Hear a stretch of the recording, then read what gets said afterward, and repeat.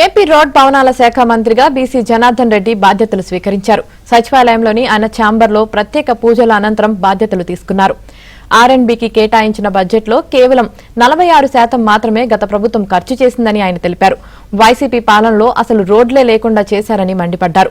5 ఏళ్లలో ఎక్కడా రోడ్లను బాగు చేయలేదని జనార్దన్ రెడ్డి అన్నారు. రాష్ట్రానికి వచ్చిన ఏ ఒక్క అవకాశాన్ని వినియోగించుకోలేదని అన్నారు.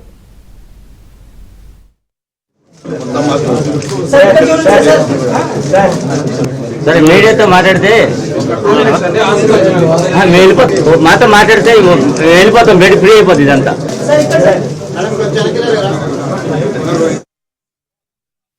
ఈరోజు రహదారు భవనాల శాఖ అదేవిధంగా పోర్ట్స్ అండ్ ఎయిర్పోర్ట్స్ అన్నిటికీ కూడా సంబంధించినటువంటి శాఖలు కూడా ఈరోజు ఛార్జ్ తీసుకొని ఇక్కడ ఆఫీసులో ఛార్జ్ తీసుకోవడం జరిగింది.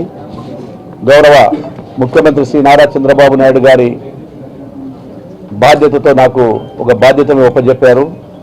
గౌరవనీయులైనటువంటి ముఖ్యమంత్రి గారి బాధ్యతలు చెప్పినారో అవన్నీ కూడా సక్రమంగా చేసి ఈరోజు ఈ యొక్క ప్రతి కార్యక్రమాన్ని దిగ్విజయం చేస్తానని ప్రమాణం చేస్తూ ఉన్నాను.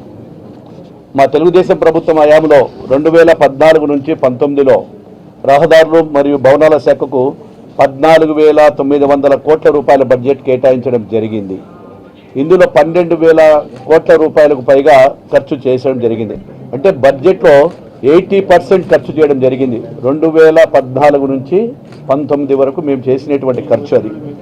గడిచిన వైసీపీ ప్రభుత్వంలో అంటే 2019 నుంచి 24 వరకు ఈ యొక్క ఆర్ఎండ్బి శాఖకు 19,428 కోట్ల రూపాయలు బడ్జెట్ కేటాయించారు.